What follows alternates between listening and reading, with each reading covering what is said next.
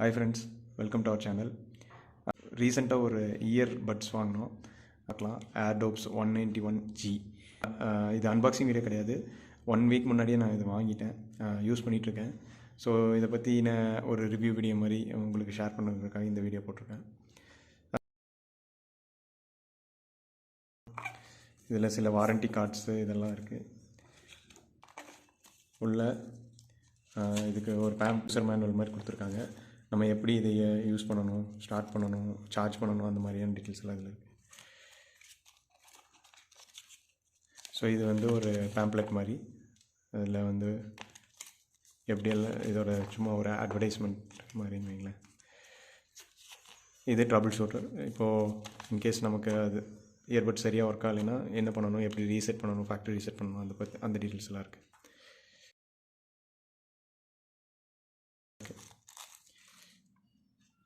So இங்கே நம்ம earbud இருக்குது.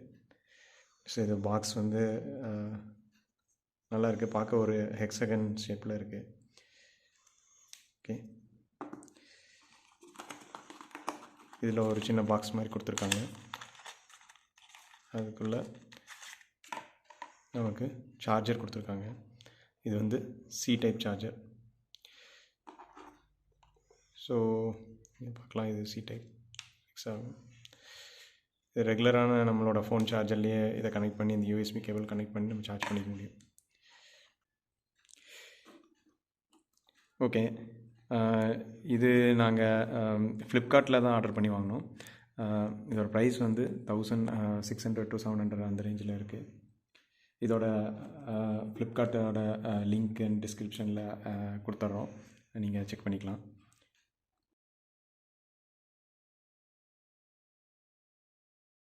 வந்து இதை நம்ம இப்படி ப்ளேஸ் பண்ணும்போது இந்த 2 பாயிண்ட்ஸ் இருக்கு பாருங்கள், அது இந்த 2 பாயிண்ட்ஸில் போய் அப்படியே ஃபிட் ஆகிக்கும்.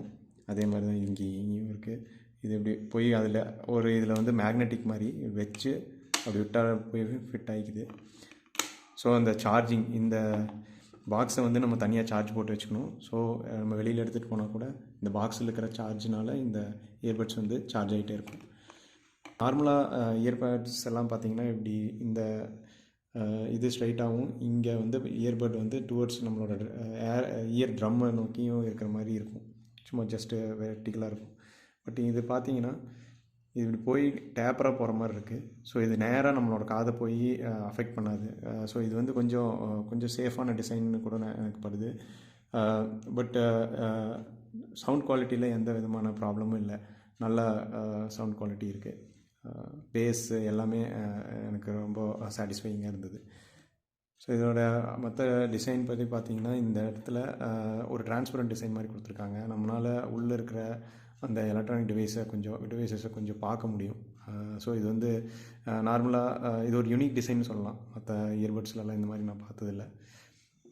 ஸோ இது நல்லாயிருக்கு. ஸோ இந்த சர்ஃபேஸ் வந்து பார்த்திங்கன்னா நம்ம கெப்பாசிட்டிவ் டச்சு. ஸோ இதில் வந்து நம்ம கால் வந்தாலோ இல்லை இது ஆன் ஆஃப் எல்லா கண்ட்ரோலையும் இது ஒரு டச்சு ஸ்க்ரீன் மாதிரி. இது இங்கே டச் பண்ணால் இது ஃபங்க்ஷன் ஆகுது. கலர் ஆப்ஷன்ஸ் வந்து பார்த்திங்கன்னா நான் ப்ளூ கலர் சூஸ் பண்ணியிருக்கேன்.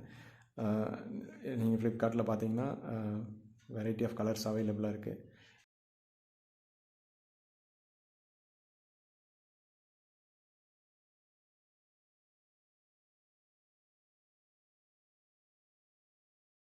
ஃபர்ஸ்ட் ஆஃப் ஆல் நமக்கு நெக் பேண்ட்ஸ் எல்லாம் இருக்குது, அப்புறம் இந்த இயர்பட்ஸ் இருக்குது.